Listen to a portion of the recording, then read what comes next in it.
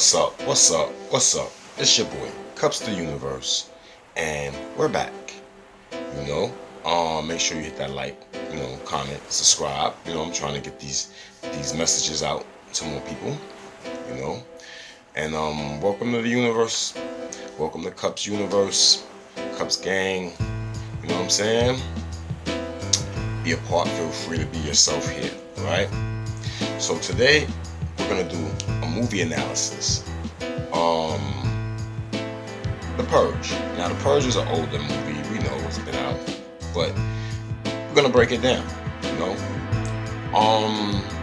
Psychologically. So the Purge itself is a movie that's trying to show you, or is trying to tell you, that humanity has a bloodlust that has to be dissolved through days of murder, right? But the movie is much deeper than that. You got a family, and this is not about race, but it just so happens white and black is in the movie, right? Mainly white or Caucasoid, right?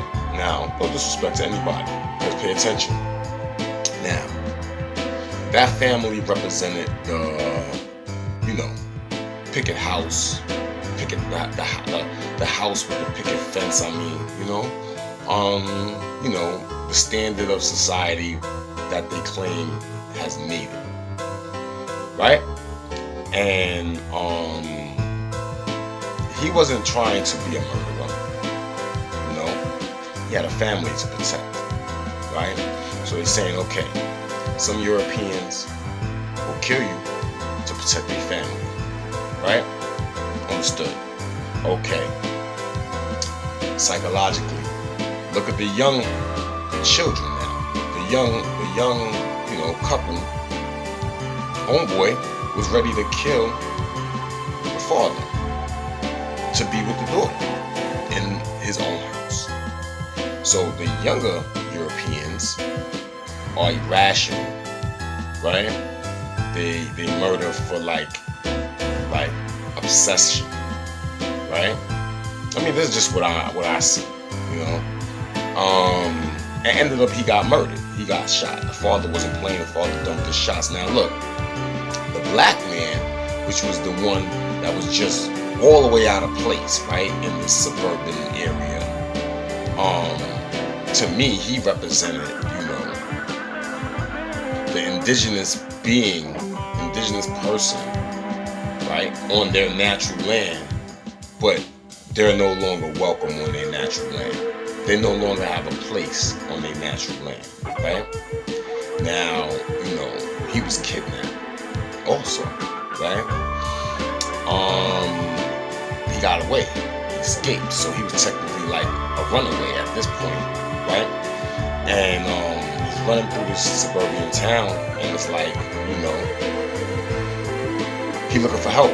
Now, the little boy of that white family represents the white European society of America that actually sympathizes with, indigenous melanated beings, or in other words, so-called blacks, right?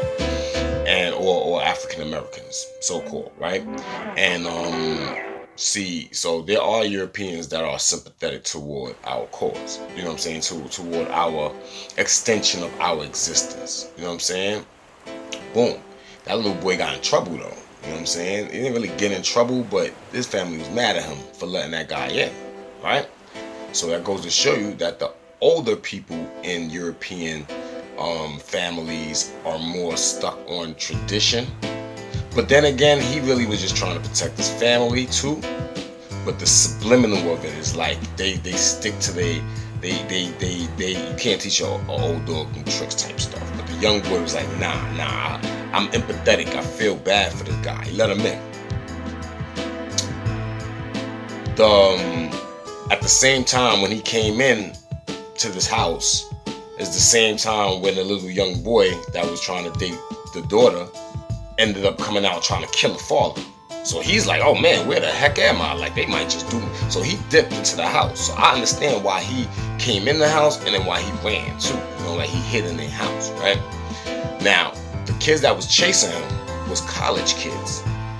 European college kids. And I need y'all to understand that your occupation, your wealth, your success as far as society standards does not mean that you're not or will not or cannot be capable of becoming a psychopath or a sociopath, right? Because these young boys and girls came to their house and they wanted to kill that man. They pleaded to kill. It was like, please let us purge, right? Very disturbing. See, the psychosis of these beings that they're acting or portraying these characters is very disturbing. This movie should disturb you. It shouldn't make you feel like, yes, the purge. No, it's disturbing that people would even consider this type of action and do it that way, right? Boom. Now he got a whole issue with these guys now, right? And he had a security system in place.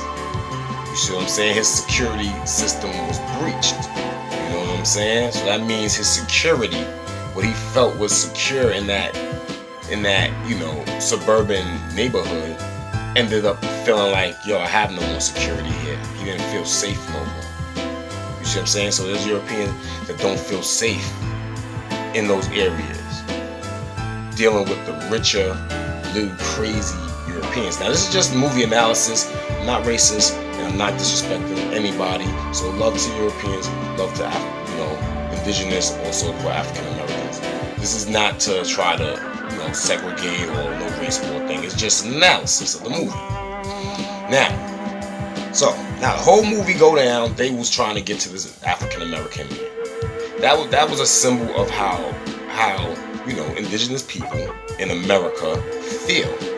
Like they have nowhere to run to, they have nowhere to escape. And when they do escape, it seems that they still have to depend on a European. You see what I'm saying? He didn't run to another African American house. He didn't run to the Blackish house, right? The Blackish, Blackish, the TV show. I like that show. But it just goes to show you too on that. Why did they have to be blackish? Because they lived in the hills and they was rich. And I bet you if he lived in South Central, if it was a South Central movie, then it would have just been black, right? But that's not even, that's a segue. That's not even. So back to the story. Boom. Now, going through this whole situation, you see that the African American man or the indigenous man, or what they would call the African American man, would kill only to preserve his life. So the African American man in the Purge, he was 100% self-defense, self-defense, self-defense. So indigenous people only kill for self-defense. You see what I'm saying? I mean, according to this movie. And we all know how the movie goes. You don't got to go into all that. And they get in the house. The father dies. He dies protecting his family, and that's a noble. But he was trying to hand over the black man. So it goes to show you that even though that Europeans may feel for your cause, right? Like empathetic, when it comes to them being pressed by their own people, and they people like, yo, we're gonna kill you if you don't give us them, they will hand you over.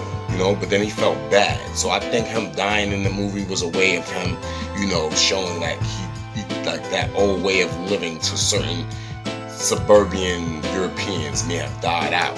You know what I'm saying? Like they see the truth now, somewhat. I mean, at least for that movie purpose, because he's starting to see that his own people was trying to kill him. You know what I'm saying? The European guy, the father. He dies. Now it's the wife and his kids. You got these young killers in there. They ended up getting rid of them, right? Why? Because the neighbors. Now check this out. The neighbors came in there to kill these intruders, but the neighbors actually came there to kill the family that was living there. You see what I'm saying? So that's also going to show you that even though you in a suburban neighborhood and you may think you are so wealthy and you know your neighbors is just so beautiful because of the standards, that they also may be some psychopathic killers, right? So these white people, I think it was one other black person that might have been with them. I'm not sure. I kind of forget. It's a little. It might have been because you know, affirmative action in these movies, right? Respectfully. They come in there and they try to out them. Now the black man saves the white woman. You know what I'm saying? Like he's like, nah, you ain't gonna do that. You know what I'm saying? Like, nah. You know what I'm saying? And so now they all sitting at the table. The neighbors was mad because, oh, the way you sold us this high-end security cost too much, or whatever the reasons were. But it would still show you that there's no real safety in those neighborhoods. You see what I'm saying? And the silliest reasons would be the reasons why those neighbors would want to hurt you. You see what I'm saying? And after all that, the white lady shows that she's, her psychosis, not really with the killing. She wasn't with the purge to begin with. She was like, no, and we're not killing nobody. She lost her husband. You know what I'm saying? And at the end of the day, yeah, her son, if you go through events, chains of events, they would say, well, if her son never let him in the house, then her husband would have been alive. Yeah, that may be true. But, things happen for the reasons that they happen for. And it may have been a lesson for the wife. You see what I'm saying? Like a life lesson for her. You know what I'm saying? To realize, like, because you live in these neighborhoods, these people that you think is your friends, that'll send you, fruit, bread, pudding, and come over and give you baked cookies at your door, that they may go back home and be ready to get their shotguns and come at your house, if it's ever a purge. So she learned that lesson. She had to gun butt the lady in her face because that lady was not chill. She was still reaching for the gun. And all the way until the bell rang, and then they just like, okay, get out. And they got up and they got out. You know what I'm saying? And, of course, the black man was able to live another day. So, it kind of shows the psychosis of the people in the movie. And if you look at it in real life, it actually makes sense. That, African Americans, so-called, indigenous melanin beings, actually, they don't want to kill nobody. They're trying to get to safety. They're trying to make it where they're safe in society. They don't want to be the targets of the purge in white societies. You see what I'm saying? But in the event that they have to be in that, then they will defend themselves with lethal force. Whereas the European people that was chasing the African American man was initiating the violence. Like they wanted to do the violence. And they was determined to do the violence, even hurting their own people to get to the African American indigenous melanated being, you know what I'm saying? Other words, to do it. Now, also, decent European family with a lot of money that can live in a nice house, a nice neighborhood that has morals, will also compromise their morals in the event that their people are coming for them, and they can throw you under the bus, because that's what that guy was going to do to him. He was going to throw the African American or the indigenous being under the bus, tie him up, and hand him over to these crazy little college kids who probably was in fraternities and sororities of these high-end stuff, and you know where that can lead. Skulls and bones and such, right? And you would look at these people like, oh, they're so successful, they're so beautiful, and you would look at the black man like, yo, he's a piece of crap. That's how society tries to paint those pictures. But the African American or indigenous being had more morals in himself, because he didn't let the white people kill the white people at the end of the day. He was like, nah, I'm going to protect these people because they actually protected me, in so many words. You know what I'm saying? Like the little son actually had a heart. You see what I'm saying? He was empathetic. You know what I'm saying? He could have just watched that black guy run up and down the street, and they would have caught him, and they would have hurt him, right? So, that's my analysis of The Purge. I think it's a movie based on people's sickness, right? Because anybody that feels that they need to have a day to go kill people is psychotic. Because you don't get arrested for it and you feel you can get away with it, so you'll go do it that day, is also psychotic. And the fact that a lot of people love that movie is also a little disturbing, because it's a little psychotic, right? That's not how humanity is in real life. There was a study that I learned about recently about a doctor that swore to God that if you put an even number of men and women on a boat, different races, and he left them on a boat and they went with water over a certain amount of months, that they would turn into savages and kill each other. And in the whole study, they never killed each other. They actually became best friends. And from the documentary that I watched, they actually still keep in touch with each other to this day. The only person that they ended up not liking was the doctor that was the solicitor, right? Or the person that initiated said experiment. So the purge and that study there is similar, because they're trying to show you through the purge in a way of what that doctor was saying in his study, where it's like, oh, when you give humanity the option to do wrong, they're gonna do wrong. They're savages. Period. That's how they see humanity and society.